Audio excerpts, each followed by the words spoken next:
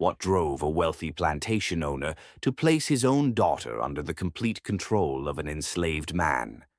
And what dark secret did they uncover that could only be answered with absolute vengeance? The truth is more terrifying than any fiction.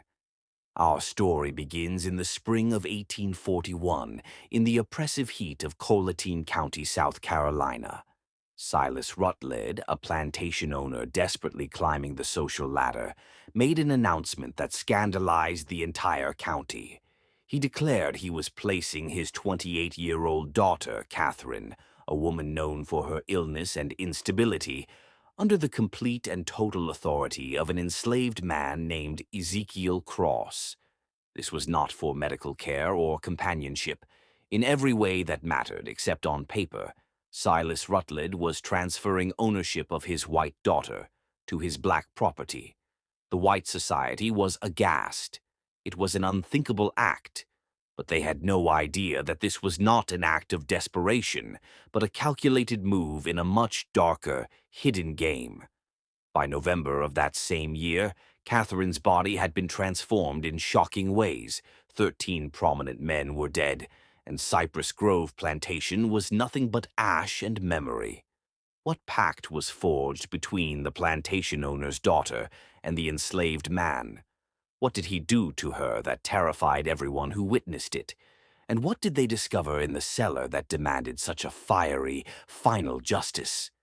The Cypress Grove Conspiracy. To understand the shocking events of 1841, we must first understand the man at the center of it all. Silas Rutledge.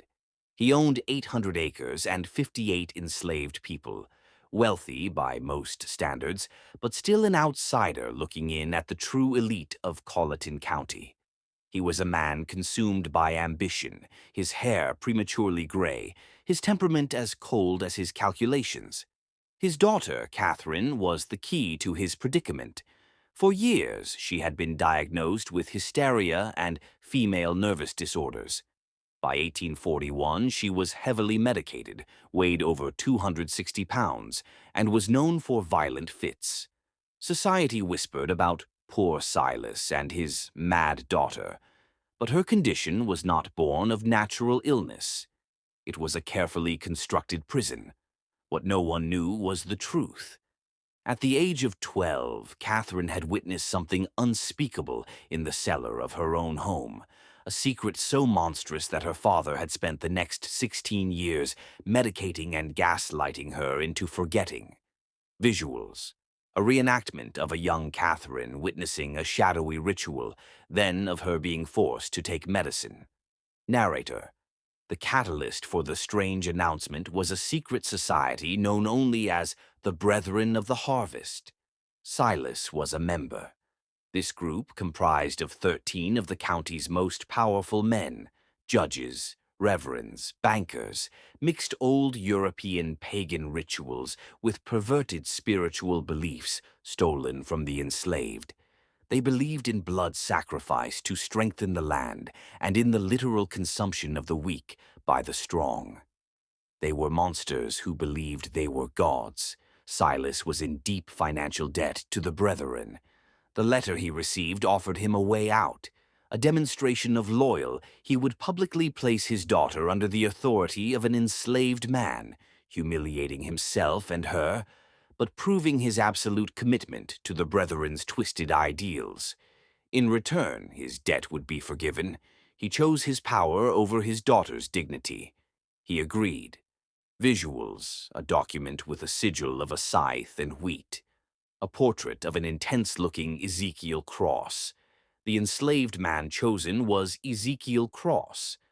Purchased from Virginia, he was described as quiet and obedient, with knowledge of herbal medicine. But this description was a carefully crafted illusion. Ezekiel was not a passive participant.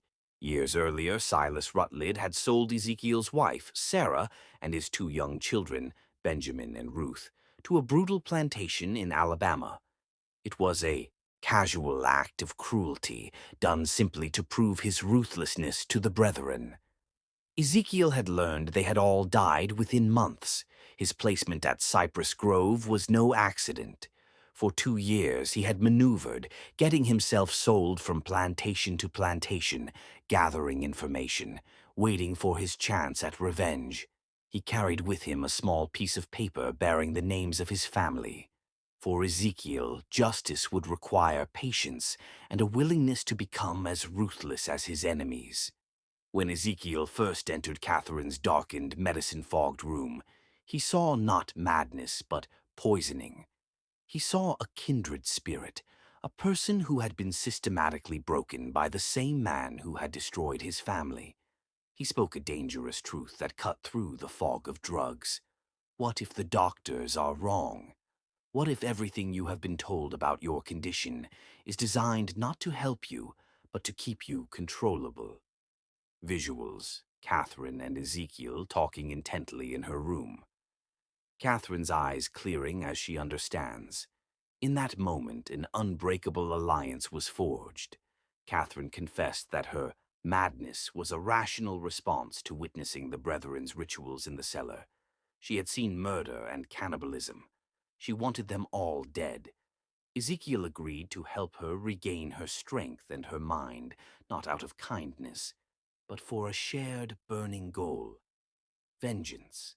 While Ezekiel weaned Catherine off the addictive laudanum, helping her walk again and clear her mind, they plotted.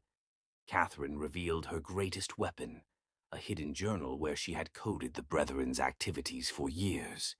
More importantly, she knew of a secret ledger in the cellar, a massive book that detailed every ritual, every sacrifice, every member's complicity for over 40 years. This ledger was the key to destroying them. Visuals: a dramatic reenactment of Silas's announcement at the dinner party, showing the shocked faces of the guests. The public announcement was a masterpiece of humiliation. The elite of Colleton County watched in stunned silence as Silas Rutledge gave away his daughter. Catherine played her part perfectly, the obedient, recovering daughter. But beneath the surface, she and Ezekiel were already planning their next move. They were wolves in sheep's clothing, and their prey was growing complacent. Their chance came when Silas left for Charleston. They infiltrated the cellar, found the hidden chamber, and began copying the ledger's most damning entries. The evidence was more horrifying than they imagined. Records of at least 37 ritual murders over the years, mostly enslaved and poor people, with clinical notes on consumption. It was a ledger of pure evil. But Silas was cunning. He had anticipated them. He returned early and caught them in the act. The Brethren was summoned. Surrounded by 13 robed men in the candlelit cellar, Ezekiel and Catherine faced certain death. Visuals: the Brethren in robes, surrounding Ezekiel and Catherine in the cellar.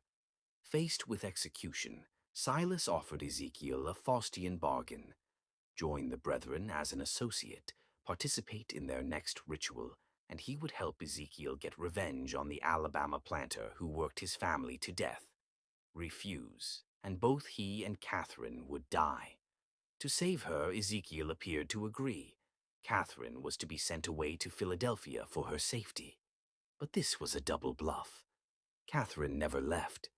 While Ezekiel endured weeks of watchful waiting, pretending to accept his fate, Catherine was moving through the slave quarters under cover of darkness, recruiting. She told the enslaved people the truth about the Brethren, about the disappearances, about the cellar. She found others who had lost loved ones and who had nothing left to lose. An army was being forged in the shadows. The night of Ezekiel's initiation arrived. He was brought to the cellar where a young enslaved woman was tied to the altar. He was given a knife and ordered to make the first cut, to prove his loyalty by becoming a murderer himself. Visuals: Ezekiel holding the knife, looking at the terrified woman. A tense pause. He took the knife. The Brethren watched, expecting submission. But Ezekiel had chosen a third option. In a burst of explosive violence, he turned the knife on the nearest Brethren member, plunging the room into chaos and darkness. At that exact moment, Catherine and her army of 23 enslaved people stormed the cellar. The powerful, robed men, soft from a life of privilege, were no match for the focused rage of a lifetime of oppression. The revenge was absolute and merciless. All 13 members of the Brethren of the Harvest were killed. Their reign of terror ended in the very place it began. When it was over, Catherine and Ezekiel made a decision. True justice in the courts of men was impossible for a black man and a mad woman. So they crafted their own version of history. They set the cellar ablaze, destroying the ledger, the bodies, and every trace of the Brethren's evil. They let the fire tell the story. Visuals: the plantation house burning against the night sky. The official story was a tragic accident, a fire that claimed Silas Rutledge and his 12 guests. Catherine was presumed dead in the flames. Ezekiel was reported as sold away. They both disappeared into the night, never to see each other again. But whispers persisted. Stories told in slave quarters for generations spoke of the night the masters burned, of a network that helped people escape, led by a man who had faced the monster and won, and of a journal, Catherine's coded testimony, hidden away, waiting to be found. The Cypress Grove conspiracy shows us that history is written by the powerful, but it is lived by the powerless. And sometimes the most powerful act of all is to refuse to be erased, to ensure that the truth, no matter how dark, finds a way to be remembered. The fire at Cypress Grove was not just an ending. It was a declaration that even the mightiest can fall, and that the desire for justice can burn longer and hotter than any plantation house. What do you think? Does Catherine's journal still exist, waiting in an attic or a wall to tell its full story? Or does the truth live on in the legends that were passed down, a warning that cruelty always carries the seed of its own destruction?